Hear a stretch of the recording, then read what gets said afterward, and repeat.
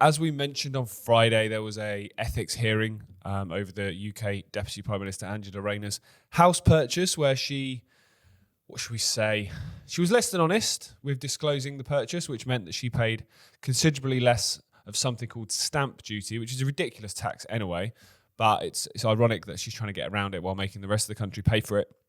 And she had to go. She's had to resign because she paid about £30,000 when she should have paid nearer 70 by manipulating paperwork to make it look like it wasn't. It was her primary property when it wasn't. Essentially, what she's done is what a lot of people have done, which is try and use the tax system for their benefit. But what happens to those people that are normal, everyday people is they end up with massive fines. They end up with investigations. Some end up going to jail. That's the difference. So I think one of the keys here is the double standards, the hypocrisy. And I think when you have a government that also absolutely preaches this sense of moral superiority, of we're just such lovely people, all we want is the best for working people, all we want is the best for the people of this country. And Angela Rayner epitomises that absolutely fake narrative more than anybody else, because she's from the north, she speaks with a northern accent, she claims to have come from a working class background. People see her as this figure who is the connection between the people, the everyday working class people in this country that are struggling day in, day out just to put food on the table. People see her as the connection between them and this big London bubble of political elites, when she's as part of the club as anybody else. You don't get into those positions if you are not. Now, she may well be there partly because of the fact she fits that narrative and fits that role that I've just described, and it gives the illusion that there's one of us, if you like, in the position of power and authority. That may well be the case. I'm sure she'll be a bit of a pawn in that respect, but she very much knows what she's doing, and she's very much on board with what she's doing, and is one of the most, in my opinion, unlikable politicians that I've seen in this country for a very long time. And think of the competition that she has. So what happens to her now? Who knows? But she's been forced to leave her position. But what I'm interested in is who's replaced her and what that's then led to in terms of a reshuffling of the cabinet. Now, I've seen many people describe this reshuffling as essentially similar to reorganising the deck chairs on the Titanic as it's sinking, which is a very good analogy, really, because the government is just an absolute disgrace. It's falling apart. Its popularity didn't last very, very long at all. Given it won a majority, of quite a large majority, the immediate honeymoon period that followed that was so short in comparison to others, because they immediately got on with doing exactly what they were going to do, which is destroy the country bit by bit, and not particularly slowly either. Hence why we're sat here now just about 14, 15 months into their premiership, and they are the most unpopular, despised government, certainly in my lifetime. And to compare, you've had Tony Blair, you've had Gordon Brown, you've had David Cameron, you've had Boris Johnson, you've had Theresa May, you've had Rishi Sunak, you've got all those prime ministers, and this government is by far the most despised, certainly of my lifetime. So what they've done is they've done a reshuffling of the cabinet in the light of this resignation. Now, to explain that, I want to just dive into that whole phenomena for a second of cabinet positions, of MPs leading different departments. So, for example, David Lammy, who is famous for being one of the thickest, most stupid men in politics, was appointed Foreign Secretary under Starmer, and is now being the one to replace Angela Rayner as Deputy Prime Minister. He has also taken on a new position instead of Foreign Secretary, which we'll get into in a second. And the Foreign Secretary has then been taken over by a lady called Yvette Cooper, who was previously Home Secretary. Now, the difference there, the Home Office is essentially keeping tabs on what's going on in the country. So the Home Office, the migrant crisis, people coming across the channel in dinghies, that would come under the jurisdiction of the Home Office. The Foreign Office, the Foreign Secretary, is how your country is perceived on a world stage. So they'd be the one going to summits, and they'd be the one that would be taking meetings with other foreign secretaries and foreign officials to discuss cooperation and working together and so on. I can't speak this morning. Now, when departments change and government ministers go from department to department to department. My question always is, what knowledge, what experience, and what qualifications do you have to take on that role? Because Friday, Yvette Cooper was Home Secretary. She'd have been sat at Whitehall in the Home Office. And then Monday morning, she's now in the Foreign Office discussing foreign policy. And her first phone call was to the Foreign Minister of Ukraine, obviously. What has happened in 2 days to make you qualified from, well, what made you qualified for the Home Office role in the first place, but what has now taken you from that to that? That alone, that whole situation is a clear example of how you can see that the politicians, the MPs that are the figureheads of these departments, are absolutely not running them. Because they've gone from there to there. They might have taken a couple of people with them, like their assistant or maybe a close ally or an advisor or whatever. But apart from that, the department they are moving into is exactly the same people that were in that department under a different leader, under a different MP heading off that department. So that civil service is still the same. It's still ideologically aligned in the same way. It's still going to be putting forward the same policies. It's still going to be carrying out the same things. That's why, no matter who is in charge of whatever department, the direction the department goes in continues to be exactly the same, because the MP supposedly in charge, the minister supposedly in charge, isn't the one calling the shots. How many foreign secretaries have we had since the war in Ukraine started, for example? How many foreign secretaries have said and parroted exactly the same thing? Every single one. Simple as that. How many energy ministers and net zero ministers, environment secretaries have we had since this fake climate change narrative was first conceived? And every single one, okay, different levels of extreme. Miliband, the current one, is one of the more extreme ones. They've all pushed the country in a net zero, lower carbon direction. There's been no difference really between any of them. The same with the health secretaries. If you want to go back to your Jeremy Hunts, who is one of the ones that's famous for the destruction of the NHS because he was in that position for so long. But look what's continued. It's just continued and continued and continued. So the government ministers are not the ones running these departments. That's what's very, very key to understand. And with that simple explanation there, how can they be?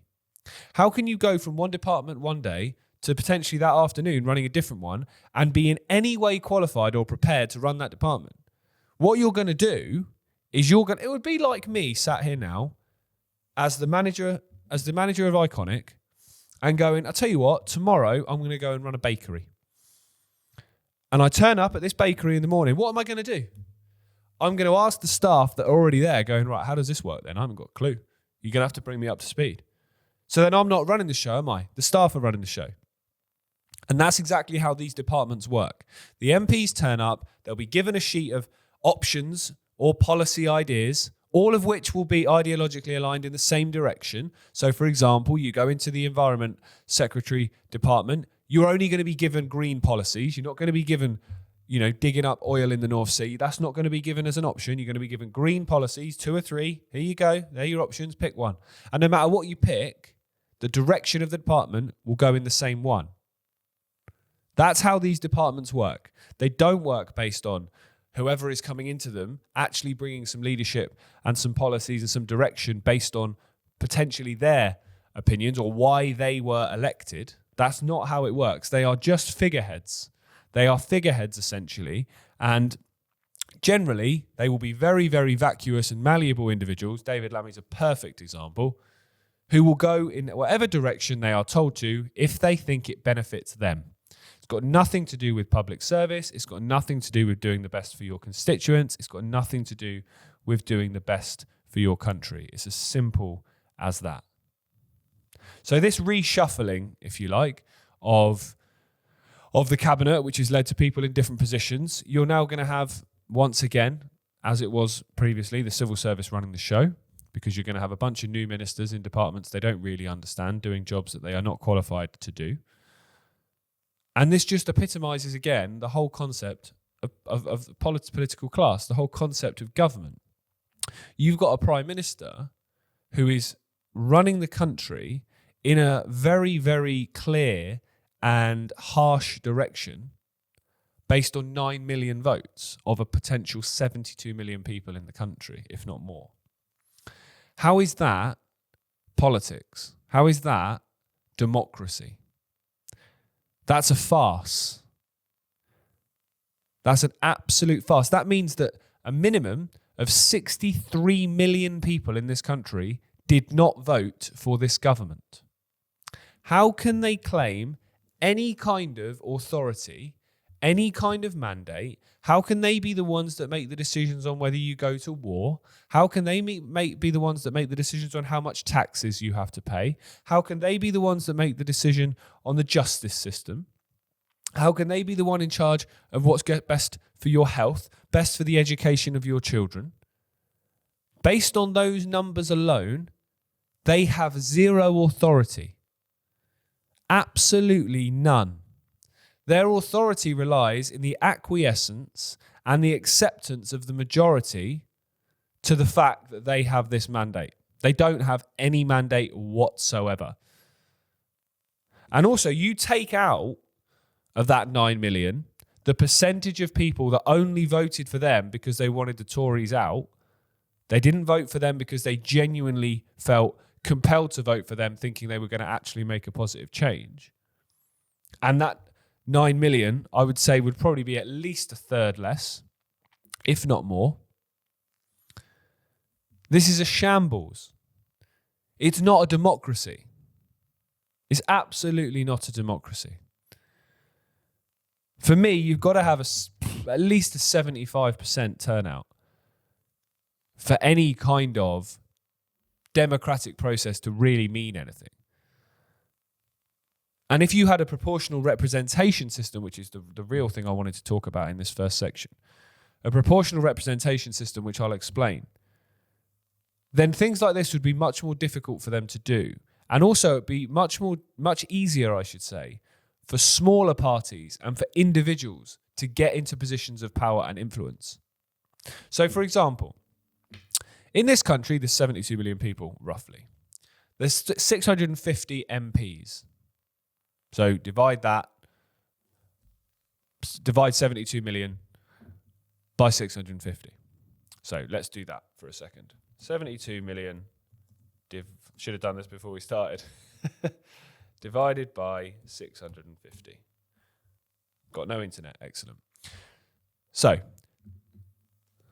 650 MPs represent 72 million people. So let me just do that quickly on my phone. 72 million divided by 650 is 110,700. So let's say 111,000 to round up. So what a proportional representation system would do is for every 111,000 votes a particular party they get an MP.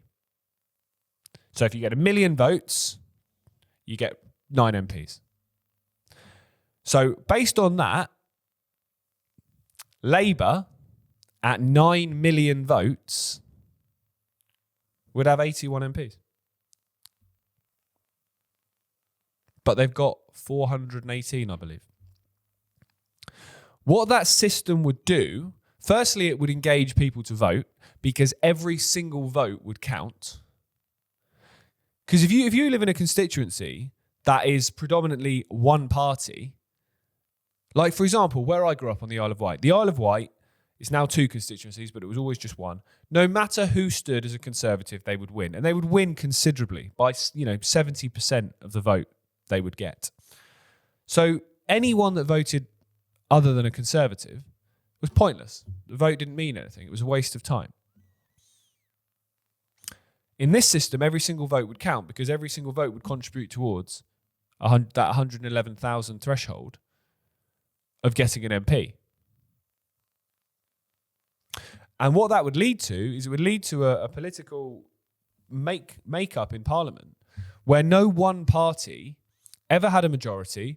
It would force different people to work together. It would force different ideologies to align slightly to try and take the country in a certain direction. Every single opinion, every single philosophy would have to be understood and respected. And the direction of travel of the country couldn't be taken on a hard right or a hard left or a centrist. It couldn't be taken in that angle because everyone would have an opinion. Everyone would have their thoughts held. And therefore, it wouldn't be about furthering your agenda. It would be about doing the best job you could do for your constituents, because you couldn't do what Labour have done in this election. You couldn't come in, take over based on very little votes, and then take the country in a certain direction. And even despite massive backlash, massive opposition from the public and within your own party, they just do it anyway. Those sort of things couldn't happen. Alongside that, you have a contract with the people where if you are elected based on a certain promise, you do it. And if you don't, you're out. Simple as that. Simple as that. That's the only way to change the political system, where there's accountability to the people that put you there. At the moment, Starmer's got no accountability. The only people he has to keep happy are the MPs in his party. Otherwise, they could run a leadership no confidence vote against him. That's it. For the next 5 years, for now, he can do whatever he wants in that position. And the public can do nothing. They can't do anything. How's that a democracy?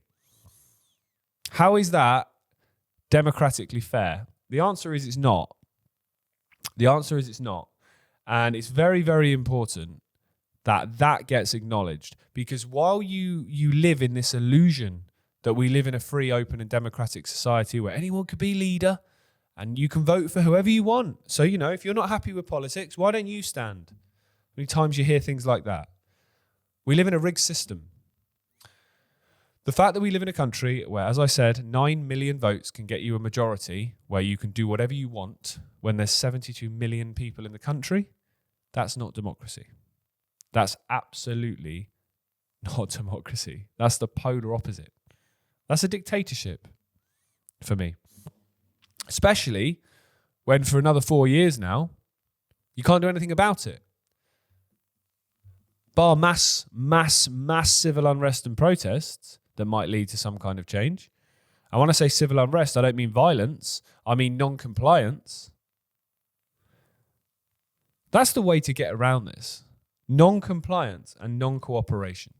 I don't believe in the whole we got to fight the system and bring it down. I think we've just got to bring it down by making it obsolete. If we don't trust the education system to raise our children, don't send your kids to school.